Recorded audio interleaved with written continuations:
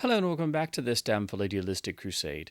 In this video, I'll be discussing my top 10 comics as per the Booktube challenge started by Grammaticus Books, where everybody is tasked with going through their comic book collection and choosing 10 of their favorite covers that they actually have in a physical edition.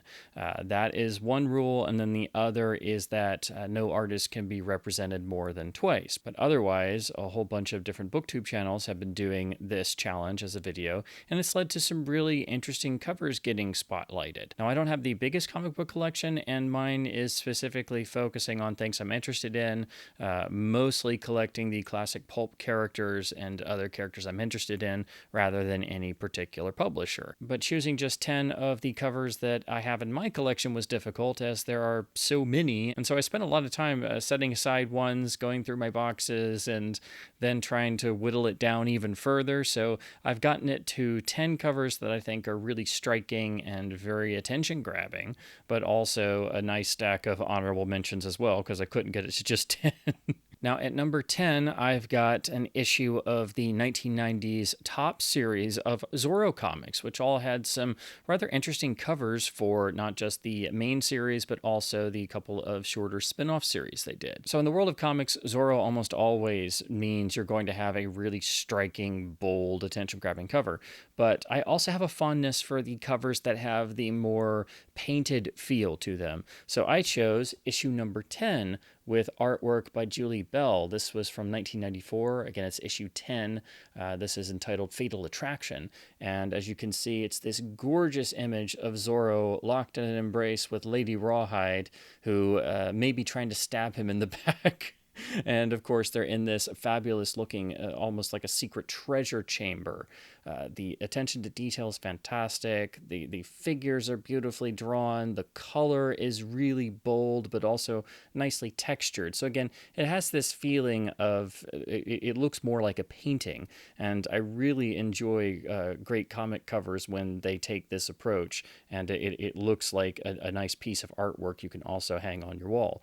So I think this series had some really striking covers, but this is one of my particular favorites. For number 9, I've got a Shadow comic, and not the first that will be on this list because I'm a big Shadow fan and I'm trying to collect all of the Shadow comics from different publishers, so it's a big chunk of my smaller comic collection.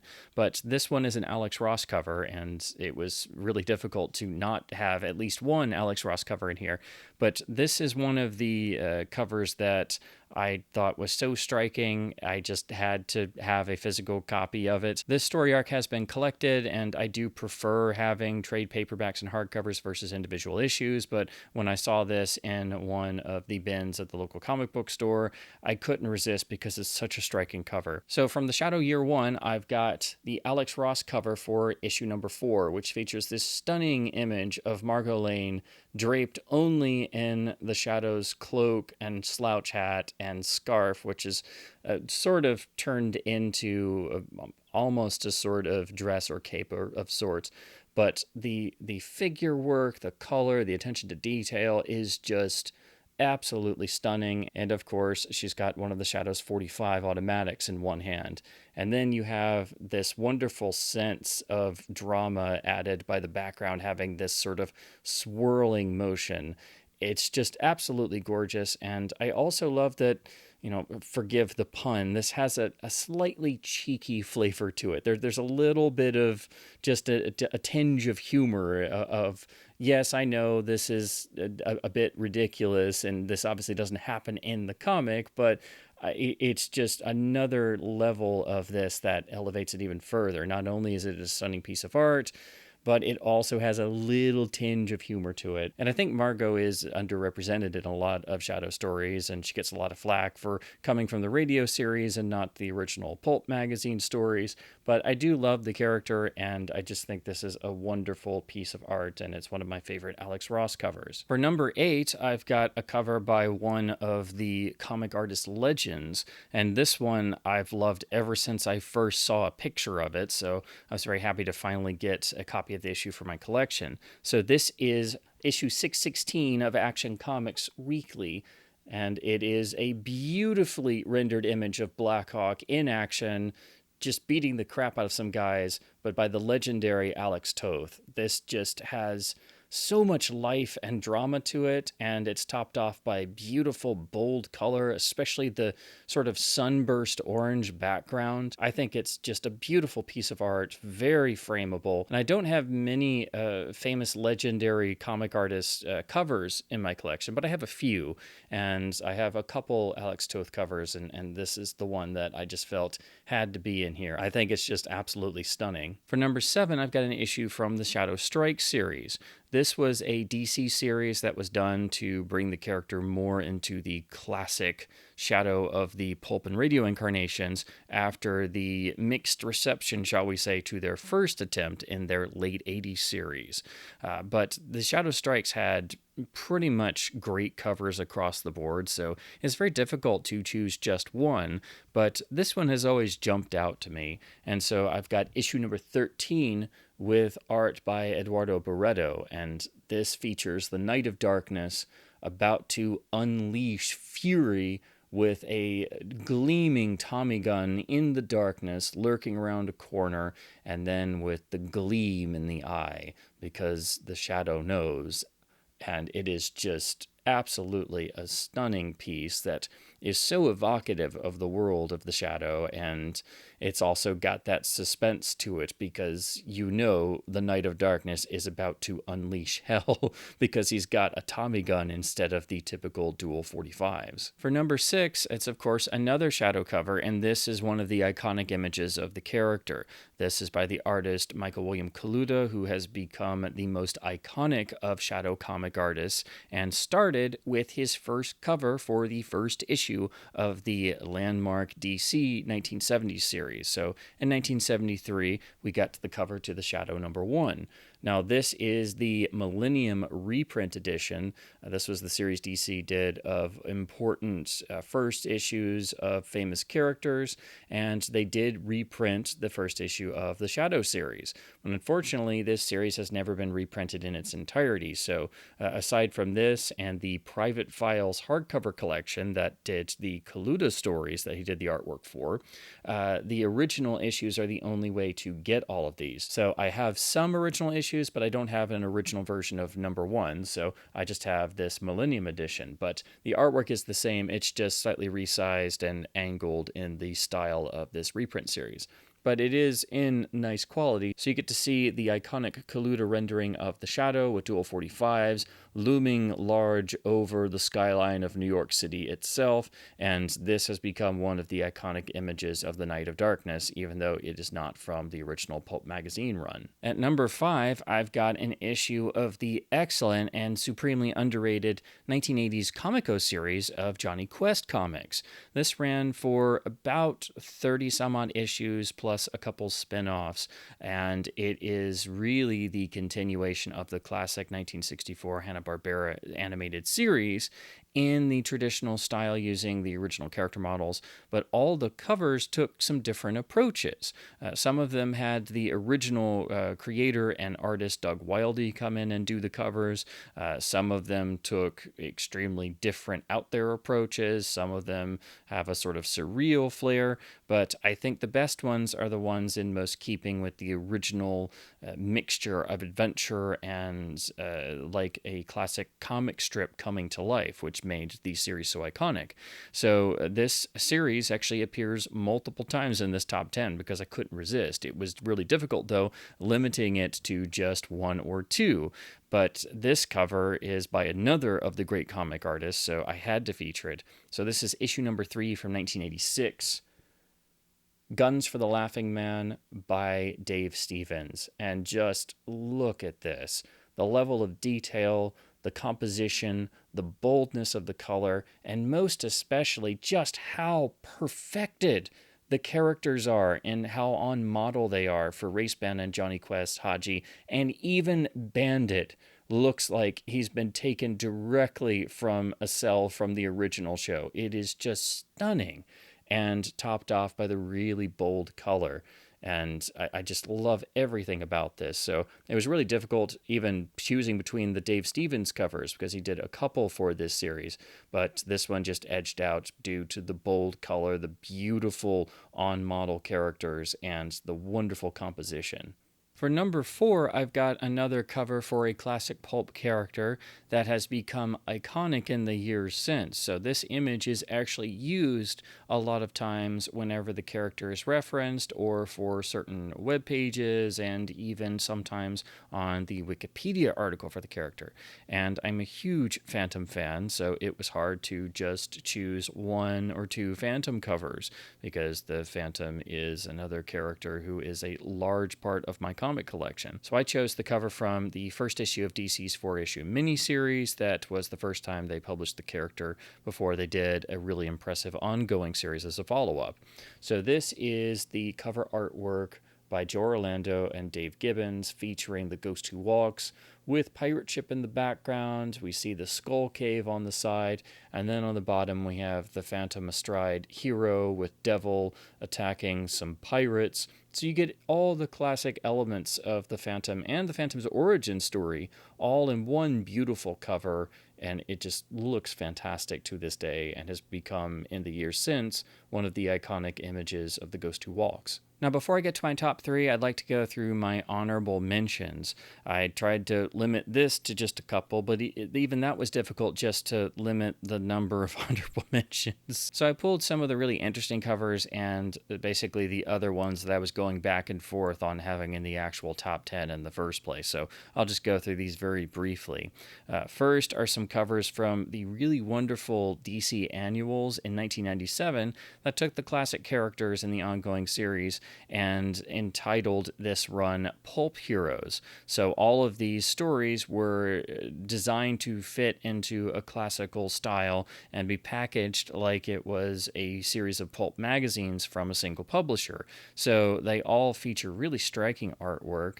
So I think the one for the Flash Annual is stunning with this painted cover, and all of these have the same style, but I think some are real standouts like this Flash one. The same goes for the Robin Annual, which is a Western-themed story and features Robin essentially dressed as the man with no name in a shot that's directly inspired by The Good, the Bad, and the Ugly, and that in and of itself is just screaming, take my money right now. However, the best and most pulp of all of these covers has got to be the Superman Annual, and this is because you have the Man of Steel posed exactly like Doc Savage, the Man of Bronze, complete even with ripped shirt and immense musculature.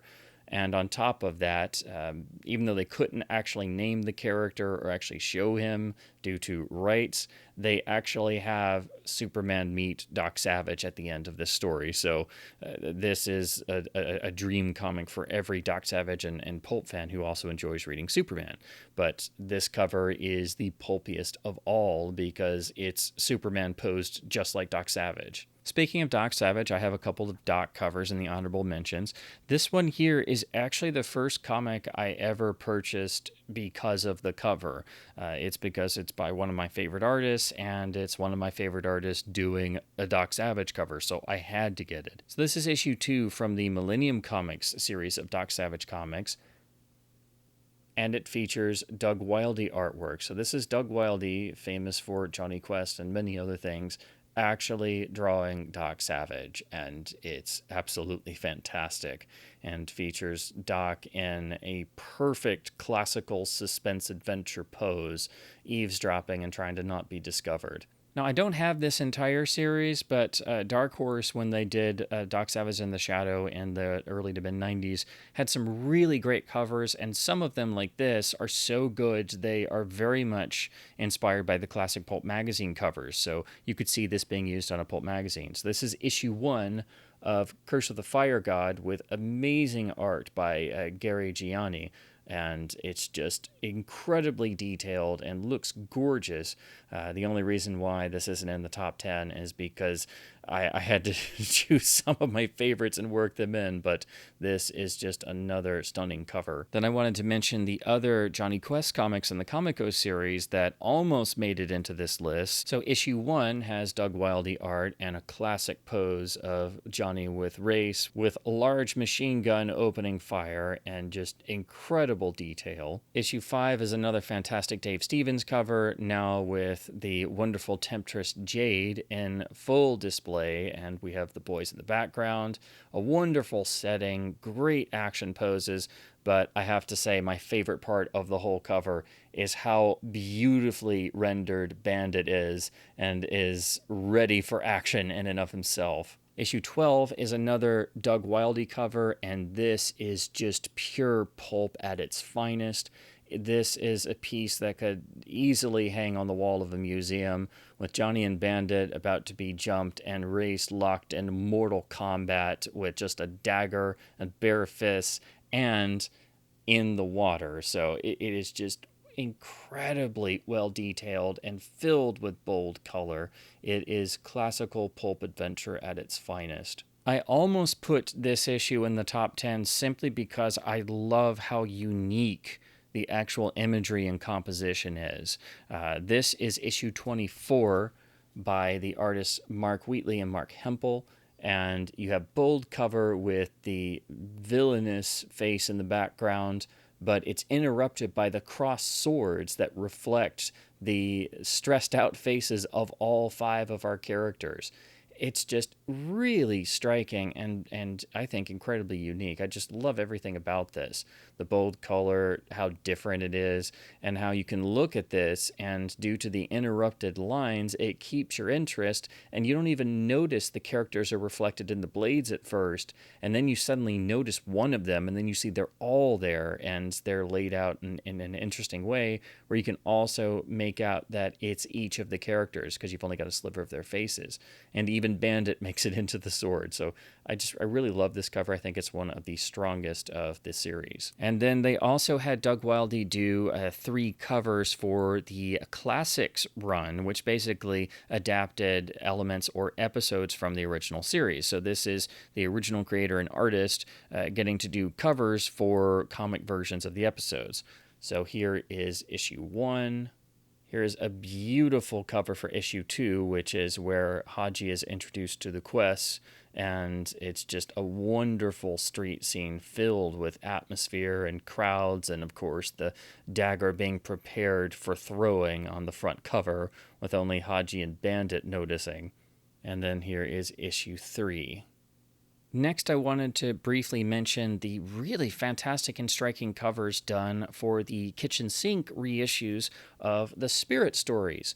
Now, these all feature these bold, incredibly detailed images that blend action, suspense, and humor.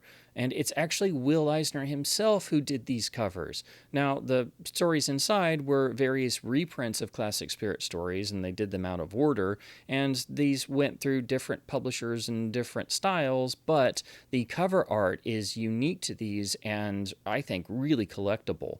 I have a handful of these that I've picked up just because the covers are so good, and it's hard to choose just one. I just chose issue 37 here because I love the detail and the color, but also the sense of humor because you have the Spirit being flattened by an actual kitchen sink that's been thrown at him. So that's why I went with this one. Then I wanted to also spotlight another Alex Toth cover. This is for the Marvel Zorro series issue 10, with a beautiful action cover with a wall of just basically a sky of flames behind Zorro the Fox as he's leaping over a wall, and it looks like he's about to try and leap onto Tornado's back there. But it's just beautifully done in terms of the action and the color, and just is incredibly bold. All right, last one, I promise, but this one is just so neat that I had to mention it. So this cover is, I don't know exactly what to call it. It's not foil, it's not hollow foil, but it has the sort of holographic image style to it. This is another Topps comic from the 90s. This is another one of their Zorro comics, but this is issue 1 of the Dracula versus Zorro arc, which I think was only 2 issues. But in this original printed version of issue 1, you have this really striking black cover on thicker paper stock, and at first glance it's designed to where you only see some very faint outlines of the characters, but really all you see is Zorro's white eyes underneath the mask, and then the blood coming out of the victim's neck and Dracula's mouth and Dracula's blood red eyes. But if you turn it in the light, you actually see all of the artwork. It's basically rendered in shadow. And depending on how you move it around, there is also a sort of hollow foil effect. It's really striking. I've not seen many comics do this, but I've never seen one this well done. And once you get the right angle, like I have here, then you can see the whole image. So these stories were collected, I think, at least twice. But I like having the individual issues because when I saw this was the cover for #1, I knew I just had to have it because it was so cool just seeing a picture of it. But actually having it in person, it's so much cooler because the effect is really striking. All right, so that's it for honorable mentions. I originally had even more than that, but I tried to at least narrow that down some. So my number 3 is, I think, an absolutely fantastic cover that doesn't really get talked about all that often. It's another classic pulp character being done by a legendary comic artist, and I think this is one of the best Green Hornet images. And this is the issue #1 from Now Comics, the first of their Green Hornet series, with artwork by the legendary Jim Steranko. So here you have the Green Hornet and Kato with a beautiful redhead in tow, in action pose, and the gas gun firing. Just absolutely gorgeous composition, really bold color that only comes across when you have the issue in your hands.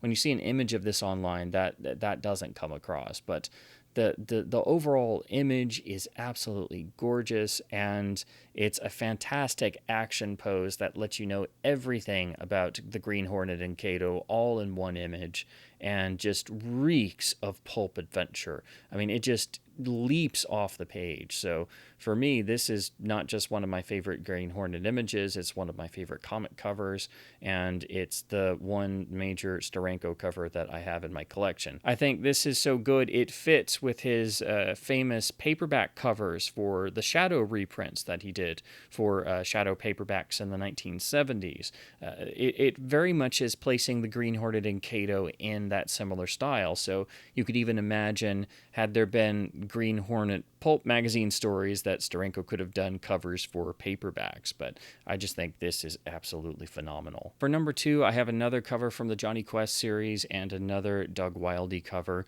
This one is probably my favorite from the whole Comico run because it has all the classic Doug Wildey style, it's a great action pose, it screams pulp adventure, and it's a wraparound cover. So this is issue #7 with absolutely gorgeous Doug Wildey artwork that just depicts the soul of pulp adventure. It's got really bold color, beautiful models in terms of the characters looking correct. It's got all of Wildey's signature style, and then you open for the wraparound, and there's Haji on the back. So we have all the classic characters, and it just is wonderfully composed, and just this is the type of comic that you want to pick up when you want a classical pure adventure story. Now, for #1, I really struggled to try and figure out what was my favorite cover in my collection, and this is a loose ranking anyway, so the order of these is kind of all over. It's just a loose ranking, but I have a lot of my favorite artists in here. But there's one particular cover that I've always loved, and it's become another singular image for a particular character. It's used a lot of times in website articles talking about the character, and it's even been used on collection volumes. So when DC did basically a historical celebration volume of the best stories of this particular character, they used this cover image for the hardcover collection volume. And so this particular one is cheating a little bit because I don't have the original final issue that had this as the cover, but I have the deluxe edition hardcover version that uses this as the cover image because you have to, because as great as all the covers in this series were, this is the singular image, and I think it's one of the great covers depicting the spirit and resilience of a certain character. So for me, my #1 comic cover in my collection is the final issue of the Batgirl Year 1 with this absolutely gorgeous cover of Barbara Gordon in full Batgirl costume, looking absolutely defiant to the last. This is just absolutely gorgeous. The artwork is by Marcos Martin with Alvaro Lopez and Javier Rodriguez. And as much as I love, again, all the covers for Batgirl Year One and the trade paperback cover, this has become one of the really singular Batgirl images. And this comic was really where I fell in love with the character of Barbara Gordon, as it's a perfect distillation of all aspects of her character, even hinting at what was to come later with the character in terms of the Killing Joke and becoming Oracle. But this just is not only a beautiful image, it's a beautiful representation of the character's spirit. It's even got a trace of the slight undercurrent of humor that makes the comic so engaging. But it's really the beautiful colors and just conveying the character's spirit and getting that air of defiance that there is a reason why she becomes Batgirl, and she's not going to let anybody tell her what to do anymore. You know, it's that sort of finding one's purpose in life, even if it means putting on a homemade costume and trying to fight crime on your own. So that's why I've always loved this image so much. And when I went through my comic collection and I was looking at all the different covers, I suddenly realized this really had to be number one, because this is still my favorite Batgirl comic. This is where I really became interested in the character in terms of the original Barbara Gordon incarnation, and I still love rereading this. I still love all the covers from this series, but this has become one of the singular Batgirl images. And when DC did the sort of best Batgirl stories collection, they did this hardcover and of course used this as the image once again. So there you have my top 10 comic covers in my own collection as part of this Booktube challenge. This was a lot harder to do than I thought. I don't have a ton of comics, but you know, I have several small boxes, and even going through those, it was difficult to just pick 10 covers, and it was also difficult to even limit the number of honorable mentions. So there are many fantastic covers, and there are many covers that I love, I just don't have in my physical collection. So that's the first part of the challenge, and then the second part is not having the same artist more than twice. So everybody's list will be different, and this is just a really fun challenge to not only encourage you to look through your comic collection and maybe see some stuff you forgot you even had, but also to spotlight different comics that maybe people weren't as aware of. So if any of these interested you, I would definitely encourage you to check them out and visit your local comic book store if you have one. So as always, I hope my babblings about the world of comic books has been at least somewhat fun and informative. Please do keep supporting your local comic book stores wherever possible, as they all need your continued patronage in order to survive. Keep reading comics, keep reading physical comics as well, and thank you ever so much for watching the series. And I knew that was going to happen.